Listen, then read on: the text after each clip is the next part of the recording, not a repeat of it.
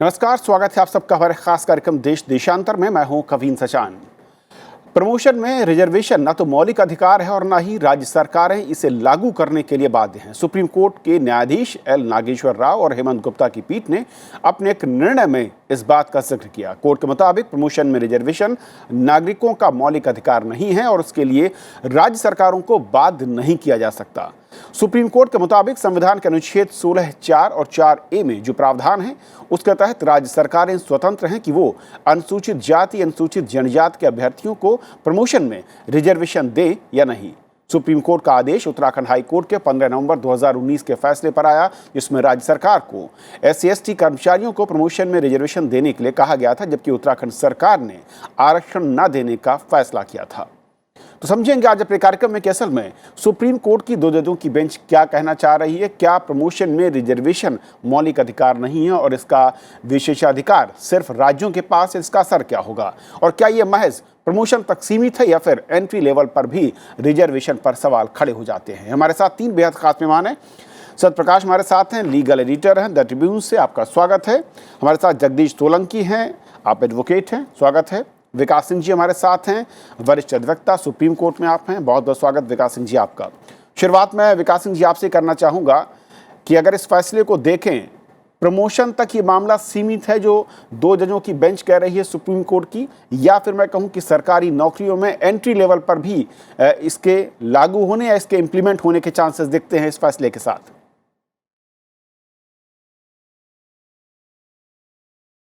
देखिए, जहाँ तक संविधान का सवाल है, संविधान में रिजर्वेशन होना एक फंडामेंटल राइट के खिलाफ है।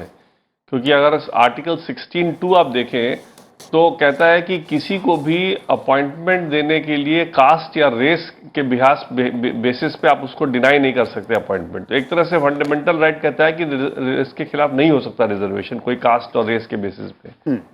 लेकिन 16(4) कहता है कि अगर कोई बैकवर्ड क्लास है जिसको सफिशिएंटली रिप्रेजेंटेड नहीं है स्टेट में, तो रिजर्वेशन चाहे तो स्टेट उसमें प्रोवाइड कर सकता है। और 4(a) में शेड्यूल ट्राइब के लिए प्रमोशन भी प्रोवाइड कर सकता है। तो जो 4 और 4(a) के जो प्रोविजन है वो दोनों इनेबलिंग प्रोविजन है, वो एंटी रिजर्वेशन है, वो एंटी फंडामेंटल राइट है। फंडामेंटल राइट में कहता है रिजर्वेशन नहीं होना चाहिए, लेकिन उसके बावजूद एक एक्सेप्शन बनाया है कि स्टेट अगर चाहे तो रिजर्वेशन प्रोवाइड कर सकता है। अगर स्टेट का अगर ये ऑप्शन है कि रिजर्वेशन प्रोवाइड करना चाहे, मतलब फंडामेंटल राइट का उल्लंघन करना चाहे, तो कर सकता है रिजर्वेशन देने के लिए, उसकी अनुमति है संविधान में। तो ये तो रही कॉन्स्टिट्यूशनल रिजर्वेशन की बात। इसलिए कोई ये कोर्ट से यही कह नहीं कर सकता कि आप स्टेट को कंपेल करें कि आप रिजर्वेशन दीजिए, क्योंकि वो है ही नहीं। कॉन्स्टिट्यूशन में रिजर्वेशन देना एक सिर्फ इनेबलिंग प्रोविजन है। भाई रही बात रिजर्वेशन इन पार्लियामेंट की, तो वो जो रिजर्वेशन है वो रिजर्वेशन एज ए मैंडेमस एक प्रोवाइड किया गया है कॉन्स्टिट्यूशन में। हालांकि उसका एक सीमा है, 10 साल करके बढ़ाते जा रहे हैं। लेकिन जहां पर रिजर्वेशन, चाहे बहुत से स्टैट्यूट्स में, स्टेट के स्टैट्यूट्स में रिजर्वेशन प्रोवाइड किया गया, तो वहां पर एक मैंडेमस है, स्टेट का एक बाइंडिंग डायरेक्शन है कि रिजर्वेशन होगा। तो जहां तक संविधान का जहां तक सवाल है, वहां सिर्फ इनेबलिंग प्रोविजन है कि रिजर्वेशन चाहे तो स्टेट दे सकता है। लेकिन अगर स्टेट कोई कानून ले आए अपने पर्टिकुलर स्टेट में, या कोई ऑल इंडिया कानून इस रिजर्वेशन को लेकर के आता है, जहां पर कि उस कानून जो पार्लियामेंट्री लॉ है, कॉन्स्टिट्यूशन नहीं, जो पार्लियामेंट्री लॉ है, अगर उस लॉ में रिजर्वेशन की प्रोविजन हो कि हाँ मैंडेटरी इतना रिजर्वेशन होना चाहिए, तो फिर आप उसको इन्फोर्स कर सकते हैं, not as a fundamental right but as a statutory right, क्योंकि वो एक कानून से आपको दिया गया है रिजर्वेशन का। तो इसलिए फंडामेंटल राइट रिजर्वेशन नहीं है, रिजर्वेशन फंडामेंटल राइट के खिलाफ है।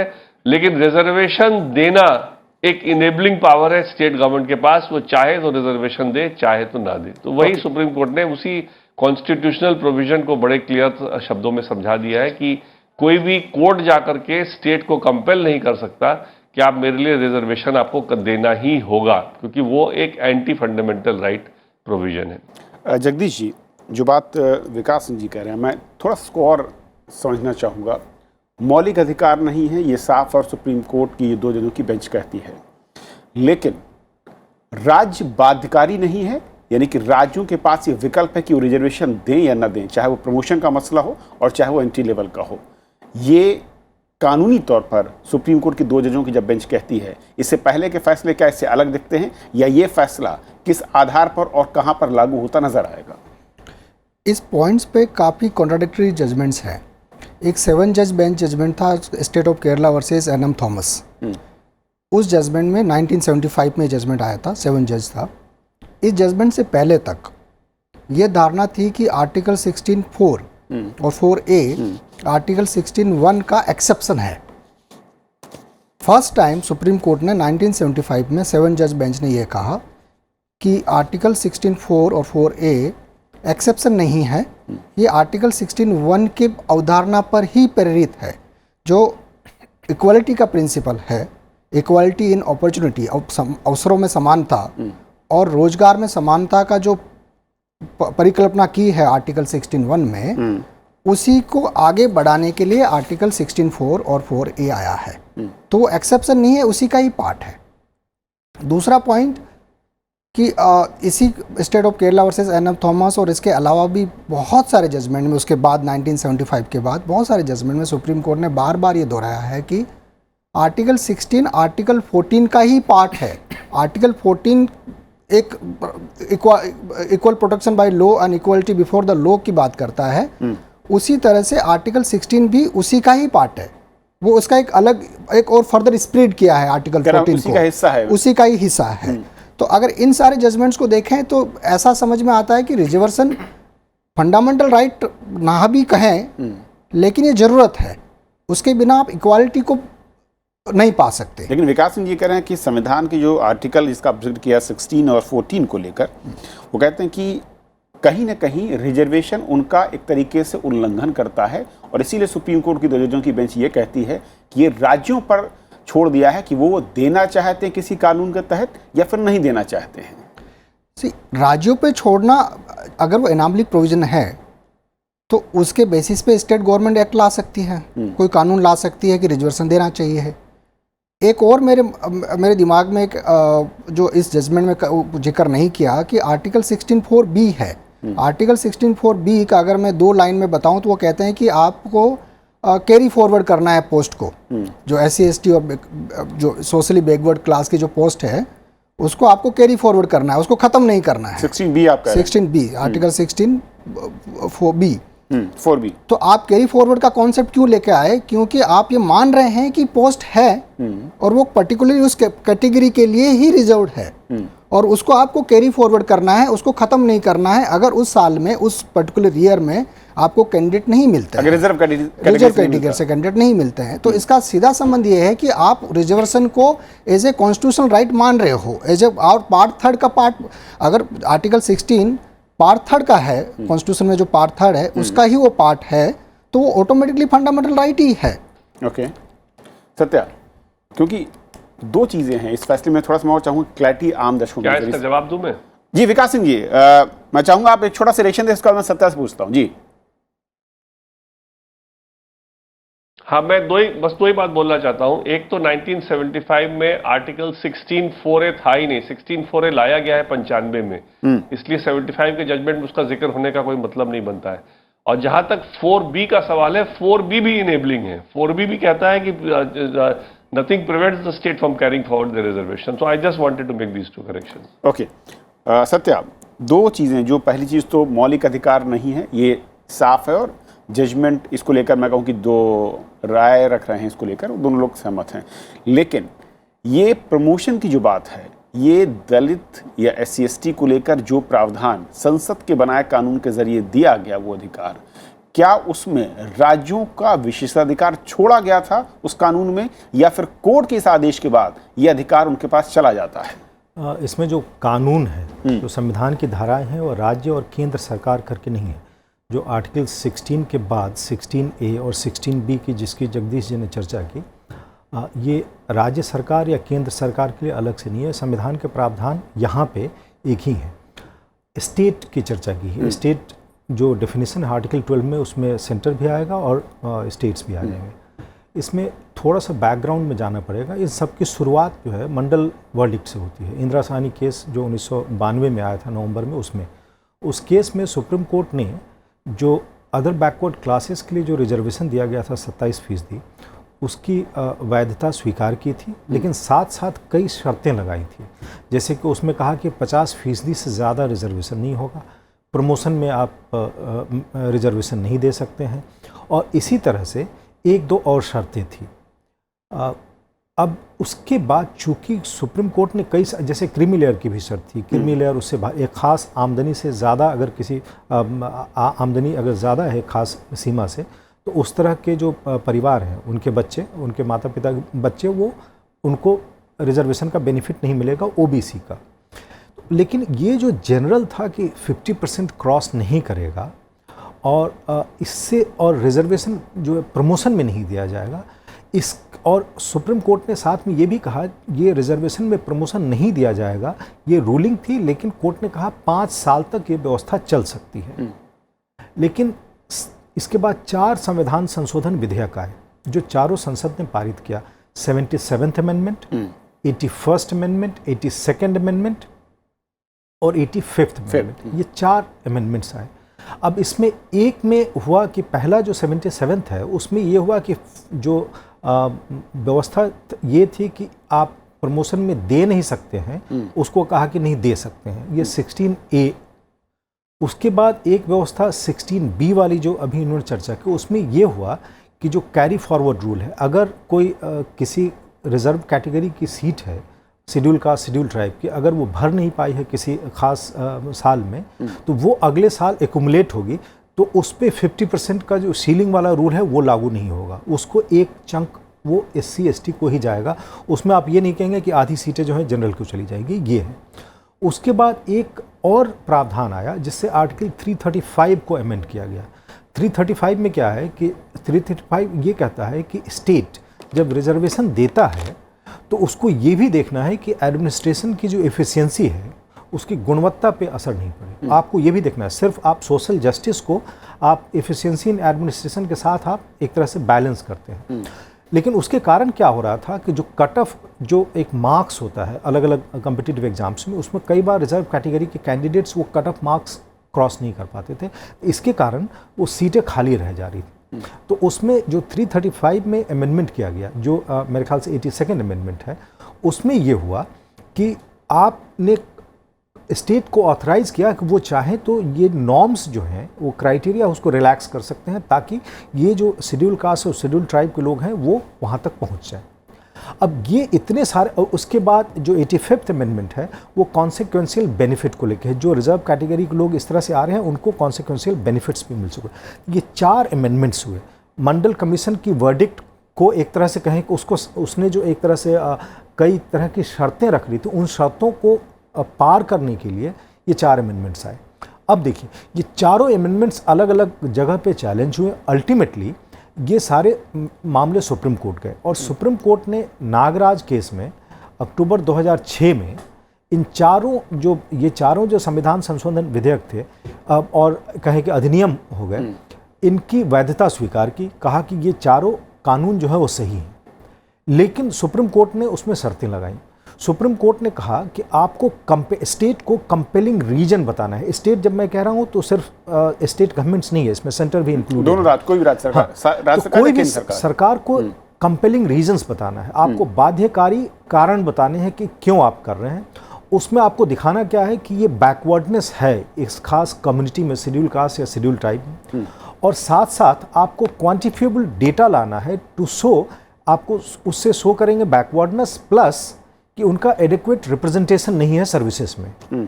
ये चीज़ें इसमें जो नागराज के केस में, साथ साथ नागराज केस में सुप्रीम कोर्ट ने ये भी इशारा किया कि कहा कि जो शेड्यूल कास्ट और शेड्यूल ट्राइब्स के रिजर्वेशन में भी क्रीमी लेयर होना चाहिए। उन्होंने आदेश नहीं दिया बट ये कहा कि होना चाहिए। इसका नतीजा ये हुआ कि इसके बाद से अलग अलग राज्य सरकारों ने और केंद्र सरकार ने भी जहाँ कहीं भी पदोन्नति में आरक्षण दिया, उन सबको चुनौती दी गई और एक के बाद एक सारे आदेश धराशायी हो गए। क्यों? क्योंकि जो नागराज में जो शर्तें थी, आपको कंपेलिंग रीजंस बताना है बैकवर्डनेस के लिए और inadequacy of representation in a particular service. अब इसके लिए आपको क्वांटिफिएबल डेटा चाहिए, तो बगैर डेटा कलेक्ट किए हुए, आंकड़ों के अभाव में जो भी फैसले लिए गए थे, सुप्रीम कोर्ट ने भी और कई मामलों में अलग अलग हाई कोर्ट्स ने ये कहा कि चूंकि ये नागराज वाले सुप्रीम कोर्ट के फैसले के खिलाफ जाता है, इसलिए सारे आदेश निरस्त हो गए। अब इसके कारण जो स्थिति बनी उससे कई मामले निकले। लेकिन एक चीज जो आपने कहा कंपेलिंग रीजन के, मैं विकास सिंह जी, दो चीजें इस फैसले में भी जहां तक मैं पढ़ पा रहा था फैसले को, उसमें यह कहा जा रहा है कि राज्य कंपेलिंग रीजन के लिए जो वहां पर मैं कहूं कि आंकड़े इकट्ठा करने का काम है वो करे या नहीं करे उसके ऊपर है, लेकिन अगर वो नहीं करता है और उसके बिना ही आप रिजर्वेशन के उस क्लॉज को अमली जामा पहनाते हैं कि आपको नहीं मिलेगा, ये क्या कानूनी या फिर फैसलों के नजरिए से, चाहे वो नागराज का फैसला हो, इंदिरासानी का फैसला, वहां पर इसे सही माना जाएगा अगर मैं कानूनी या संवैधानिक रास्ते को देखूं तो? देखिए, जो सत्या ने कहा बहुत सही कहा कि जहां पर कि आपने डिसाइड किया है कि रिजर्वेशन देना है, तब तो आपको डाटा भी कलेक्ट करना पड़ेगा और उसका बैकवर्डनेस भी देखना पड़ेगा। लेकिन जहां आपने कहा, जहां स्टेट ने डिसीजन लिया कि हम रिजर्वेशन नहीं देना चाहते हैं, हम इनेबलिंग पावर का इस्तेमाल नहीं करना चाहते हैं, तो स्टेट को कंपेल नहीं किया जा सकता है कि वो डाटा कलेक्ट करे और देखे कि बैकवर्डनेस है कि नहीं है। तो वही इस जजमेंट में यही कहा है कि जब एक स्टेट एक अपने इनेबलिंग पावर में एक ये डिसीजन ले लेता है कि मेरे स्टेट में अब रिजर्वेशन की अब और जरूरत नहीं है, तो क्या बेसिस है स्टेट का रिजर्वेशन नहीं देने का, और स्टेट क्यों नहीं दे रही है रिजर्वेशन, ये मामला जस्टिसिएबल नहीं है, क्योंकि ये एक इनेबलिंग पावर है जो कि 16(4) में आप एक्सरसाइज कर सकते हैं। नहीं अगर करें तो जो हाईकोर्ट का डायरेक्शन था इस केस में वो ये था कि स्टेट ये नहीं कह सकता कि हम डाटा कलेक्ट नहीं करेंगे, राइट, और state is compelled to collect the data, और अगर उस डाटा में ये निकले कि रिजर्वेशन की अभाव की जरूरत है या और लोगों को एम्प्लॉयमेंट देने की जरूरत है उस स्टेट में बाय द रिजर्वेशन रूट, तो उनको देना पड़ेगा। सुप्रीम कोर्ट ने कहा कि ये जो है आपका हाईकोर्ट का जो डायरेक्शन है कि आप डाटा कलेक्ट कीजिए या कंपल्सरली आपका कलेक्ट करना आपका ऑब्लिगेशन है, क्योंकि फंडामेंटल राइट जब है ही नहीं, अगर रिजर्वेशन एक फंडामेंटल राइट नहीं है तो स्टेट को कैसे बाध्य किया जा सकता है कि आप डाटा कलेक्ट कीजिए। और मैं तो एक स्टेप आगे बढ़ के बोल रहा हूं कि रिजर्वेशन जो है वो एंटी फंडामेंटल राइट है, क्योंकि अगर आप 16(1), 16(2) का देखिए, 16 भले थॉमस में 75 में जो कहा था वो इस सेंस में नहीं कहा था कि रिजर्वेशन देना पड़ेगा, उसको जस्टिफाई किया गया था क्योंकि अदरवाइज 16(2) में जब रेस और कास्ट का आपने कहा कि रिजर्वेशन डिस्क्रिमिनेशन उस ग्राउंड पे नहीं हो सकता, तो 16(4) में आप रिजर्वेशन दे कैसे रहे? तो एक तरह का कॉन्फ्लिक्ट था बिटवीन 16(1), 16(2) एंड 16(4).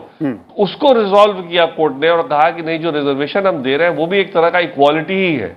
बट जब उसने कहा कि इक्वालिटी है, तो वो इक्वालिटी इस तरह से है कि वो इनेबलिंग पावर में अगर कोई स्टेट प्रोवाइड करना चाहे तो इक्वालिटी देने के लिए, उसी कॉन्टेक्स्ट में उसने स्टेट को कहा कि 14 is also a part of equality.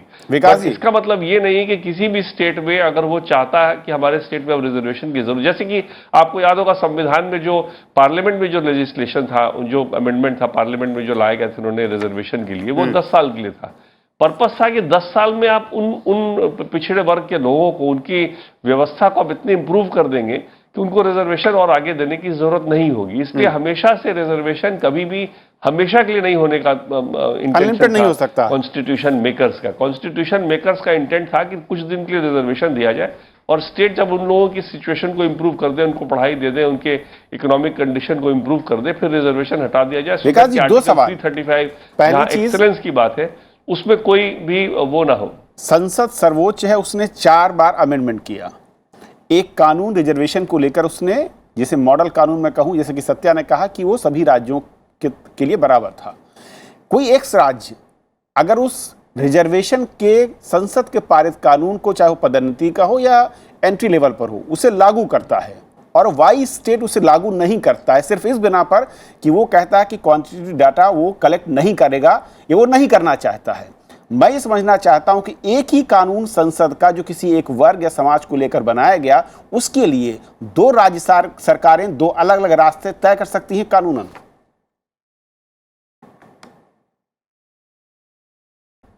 ये सवाल मेरे से है? जी विकास जी। मेरे हिसाब से तो बिल्कुल कर सकती है, क्योंकि जो स्टेट की, हर स्टेट की जो स्थिति है ना, वो उस स्टेट को अपने आप डिसाइड करना है। और हमने जब फेडरल स्ट्रक्चर बनाया था तो पर्पस ही यही था कि एक स्टेट का जो कानून हो, जरूरी नहीं कि वो दूसरे स्टेट में हो। जैसे आपको मिसाल के तौर पे हिमाचल प्रदेश में जमीन खरीदना, रजिस्ट्री कराना मना है। इस ग्राउंड में क्या आप कह सकते हैं कि चूंकि बिहार में कोई भी जमीन खरीद सकता है, इसलिए हिमाचल प्रदेश का ये कानून को सेट असाइड कर दिया जाए? इसलिए जो स्टेट की अपनी यूनिकनेस है, या स्टेट का जो अपना फीचर है फेडरल स्ट्रक्चर में, वो अपने फीचर के हिसाब से जो कानून वो समझे ठीक वो बना सकता है। अगर स्टेट को मान लीजिए एक पर्टिकुलर स्टेट जो काफी आगे बढ़ गया है, या उसने काफी कुछ अपने लोगों के लिए किया है और उसने बैकवर्डनेस को काफी कम किया है अपने लोगों के बीच में, और चाहता है कि अब जो है ये हम जो प्रॉप है इनको भी फिलहाल ना दें और इनको अदरवाइज इनको हम बेनिफिट कराएं बाय गिविंग देम अदर, जैसे मान लीजिए फ्री एजुकेशन दें, या इनको हम कुछ ग्रांट दें, सब्सिडी दें, कोई तरह से इनको और मेन स्ट्रीम में लाने की कोशिश करें, तो वो स्टेट का अगर प्रोएक्टिव एक्शन होगा कि हम रिजर्वेशन ना दे करके हम इनको दूसरे तरह से बराबरी इनको देंगे और इनको अपने बराबरी, बाकियों के बराबरी तक लाएंगे, तो वो अपना स्टेट का अपना डिसीजन है और उस डिसीजन को कोई अपना फॉल्ट इस ग्राउंड पे नहीं कर सकते कि दूसरे स्टेट का कि में रिजर्वेशन चल रहा है इसलिए स्टेट को दो पॉइंट जो विकास सिंह जी का है देना पड़ेगा। कानून जो है और जिस तरीके से वो बता रहे हैं, जो कोर्ट का आदेश मैं कहूँ है, उसके नज़रिए से राज्य स्वतंत्र है, बाध्यकारी नहीं है, और एक ही कानून को लेकर राज्य चाहें तो जो डाटा कलेक्शन का काम है वो ना करें और उस रिजर्वेशन को रोक सकते हैं। तो इसमें बुराई क्या है? मैं इसको दूसरे एंगल से मैं इसका रिप्लाई करना चाहता हूँ कि राइट टू इक्वालिटी या समानता जो है, उस समानता, समाज में समानता लाने का जो ड्यूटी है वो किस पे है? ऑफ कोर्स स्टेट पे है, चाहे सेंट्रल गवर्नमेंट हो या स्टेट गवर्नमेंट हो। और अगर समाज में कुछ एक पर्टिकुलर सेक्शन सदियों से और वर्षों से सामाजिक और आर्थिक दृष्टि से पिछड़ा हुआ है और इक्वल नहीं है, तो उसको इक्वालिटी, उसको समाज में बराबरी लाने का काम स्टेट को करना है, और उसके लिए कॉन्स्टिट्यूशन में इनेबलिंग प्रोविजंस हैं। अगर कोई स्टेट गवर्नमेंट कहे कि नहीं, मुझे इनेबलिंग प्रोविजन को यूज ही नहीं करना है, चाहे एक सेक्शन पिछड़ा रहे, दबा रहे, कुचला रहे, हमको कोई लेना देना नहीं, और हम कोई क्वान्टिफाइबल डेटा भी नहीं लेके आएंगे, उसके बाद भी इस जजमेंट में जो मुकेश कुमार का जो जजमेंट है, इस जजमेंट में ये कह रहा है कि इवन दो कोई क्वान्टिफाइबल डेटा भी है और स्टेट गवर्नमेंट को लगता है कि रिप्रेजेंटेशन पर्याप्त नहीं है, उसके बाद भी वो नहीं देंगे, तब भी आप दरवाजा नहीं खटखटा सकते, कोर्ट में नहीं आ सकते और आप कोर्ट के अंदर नहीं आ सकते।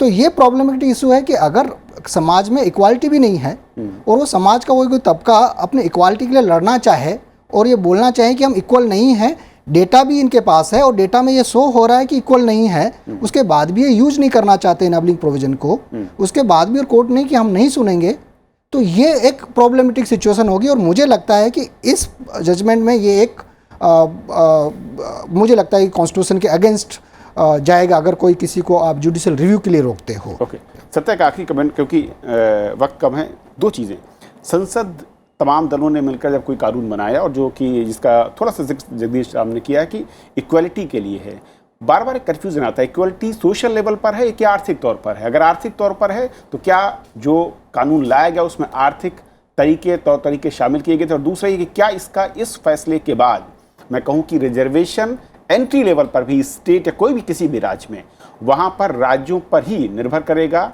एंट्री लेवल पर? प्रमोशन में तो साफ तौर पर कोर्ट कह रहा है कि आप नहीं कर सकते हैं। पहली चीज़ कि सुप्रीम कोर्ट ने कुछ भी नया नहीं कहा है, जो कुछ कहा है वही व्यवस्था थी वही है, तो नया कुछ भी नहीं कहा है। चूँकि उसके पास एक मामला आया था उसमें उसी चीज़ को उसने दोबारा कहा। दूसरी चीज़ आपने कहा कि स्टेट कोई करती है नहीं करती है, कितना करती है। देखिए हर राज्य की डेमोग्राफी अलग है। कहीं पे मान लीजिए शेड्यूल कास्ट की पॉपुलेशन ही बहुत कम हो, 1% हो, आप कहेंगे कि वहाँ शेड्यूल कास्ट को आप 20% रिजर्वेशन दीजिए, ये नहीं होगा।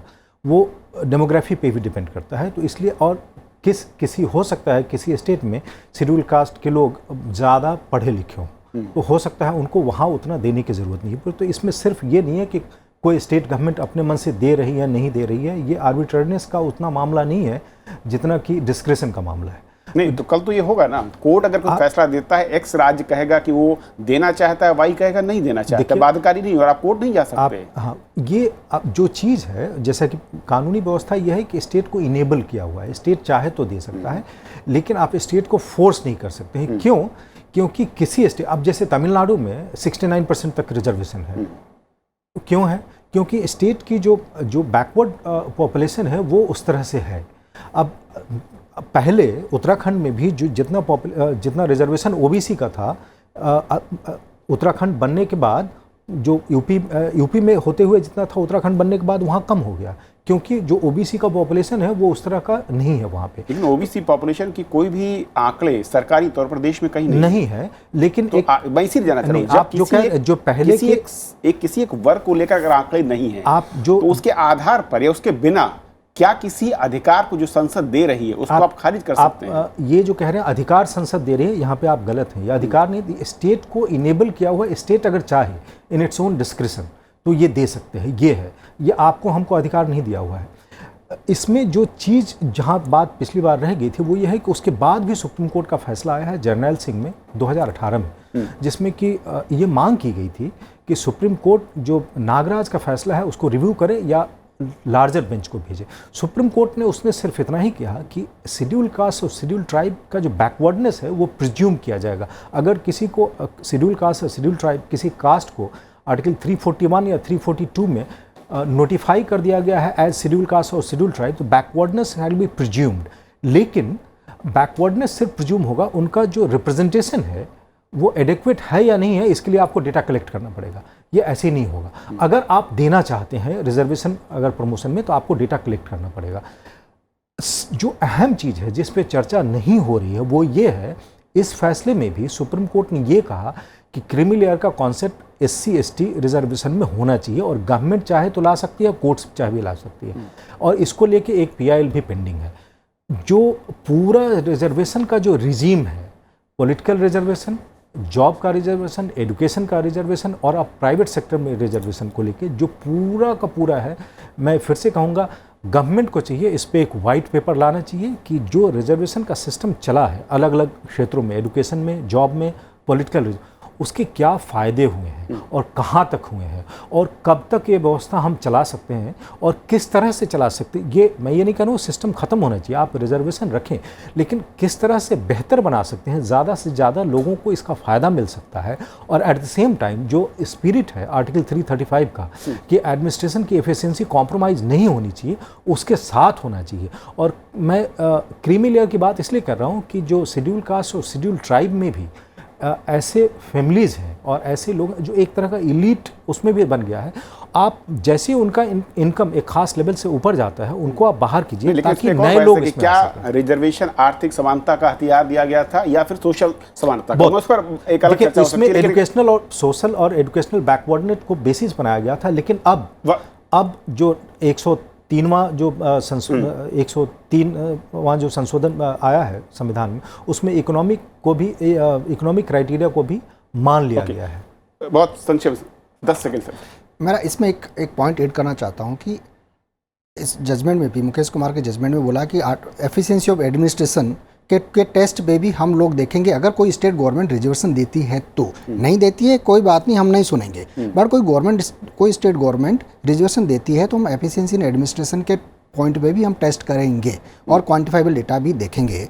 अभी इस जजमेंट में इस जजमेंट में BK Pavitra versus state of Karnataka का जजमेंट था। अभी रिसेंटली जस्टिस चंद्रचूड़ ने उन्होंने बहुत ही अच्छे से डिफाइन किया था कि आप बेंचमार्क क्या डिसाइड करते हो, उस बेंचमार्क के बेसिस पे आपका आउटकम आएगा। अगर आप बेंचमार्क ये डिसाइड करते हो कि हमको एक्सक्लूजन पे जाना है तो फिर एक्सक्लूजन ही आपका आउटकम होगा राइट। अगर आप उसको इंक्लूसिव रखोगे तो सारे लोगों का एक साथ विकास होगा। चलिए वक्त कम है, माफी चाहूंगा। बहुत बहुत शुक्रिया आप तीनों मान सत्य बिल्कुल वक्त नहीं। एंट्री लेवल पे कोई दिक्कत नहीं है, एंट्री लेवल पर रिजर्वेशन है और चल रही है। चलिए वक्त कम है, फिलहाल आज इतना ही और देखेंगे किस मसले पर सरकार ने आज संसद में बयान दिया है कि इस मसले को वो गंभीरता से देख रही है और अगला कदम सरकार की ओर से जो संसद में मांग की गई है उस पर भी नजर रखना होगा। फिलहाल जितना ही, नमस्कार।